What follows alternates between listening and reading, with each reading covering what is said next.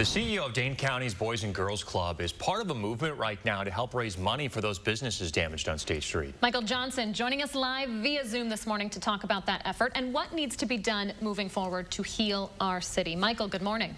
Hey, good morning. Thanks for having me on. I'm taking a look at your fundraiser right now. You're at $125,000. You told us 2,300 donors, and a lot of this money is going toward women and minority-owned businesses. That's a big deal in just a couple of days.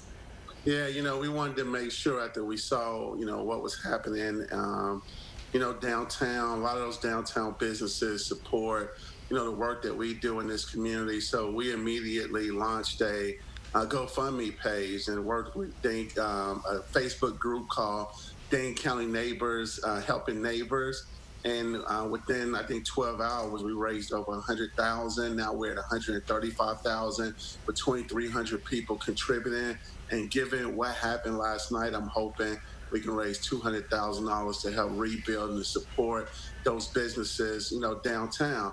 A lot of these businesses, some don't have insurance.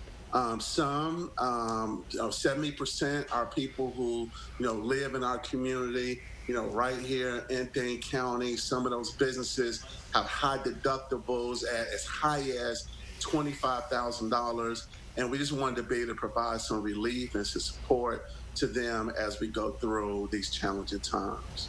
Now, Michael, with everything that's happened over this last week, including what you saw in our city over the weekend, how are you feeling this morning? I'm tired. I'm angry. I am upset about what happened to, George Floyd. How can you not, be upset? How can you not be angry to see, another black man killed at the hands of a police officer? But I'm also hurt to see that, I believe in peaceful protests. I believe in allowing people voices to be heard. But it breaks my heart to see young people catching felonies, burning police cars, looting and breaking into stores. That is not the route to go. And I've worked with families like this all the time that have been killed and involved in officer-involved shootings. And that doesn't give us the right to burn things, to break into private property. It's just not something I can encourage, support, and would just ask, the people who are doing this. It takes away from the narrative. It takes away from, I think, seeking justice for George Floyd and his family. They would not want to see us burning down police cars and breaking into Target.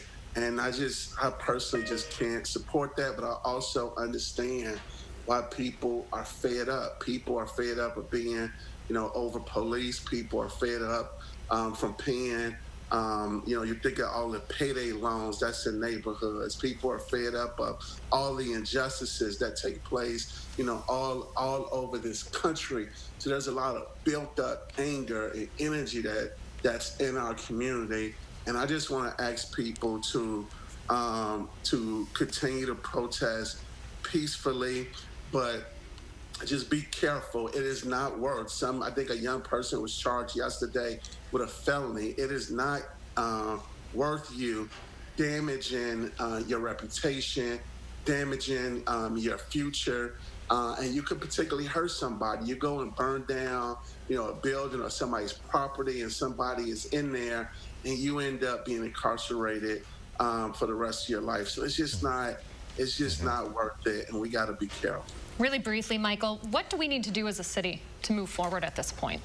So I'm writing an op-ed, and I talked about this the other day when we had our town hall meeting with police chiefs. One, I think every citizen in every municipality need to talk to their police chief and their police board and look at their use of force policy and make sure they look at it from a equitable lens. One, I strongly encourage protests, town hall meetings, and discussions. I think those things are very therapeutic, and we need to continue to have those conversations, but they also need to be outcomes that come out of it, and our philanthropic community should support those outcomes. Three, I would say we need to continue to raise resources for the businesses downtown, for George Floyd and his family, and to make sure that we continue to address these kinds of issues. 4, I'm going to say to my nonprofit partners and to our schools, we should have targeted programs to support Black families who are traumatized by these issues right now. And it's okay to say we're going to program and provide mental health services and targeted programs for families who are traumatized by these kinds of issues. And then the last thing I would say, we have to address the racial disparities that we have in this region. We've been talking about these issues for more than 50 years. And part of this built up anger and frustration is around some of the challenges that we face as a community. Michael, we so appreciate your efforts. I know a lot of folks are behind you. Thanks for joining us this morning. Michael Johnson, the CEO of the Boys and Girls Club here. New goal of $200,000 for those businesses that they're trying to raise for everyone downtown right now.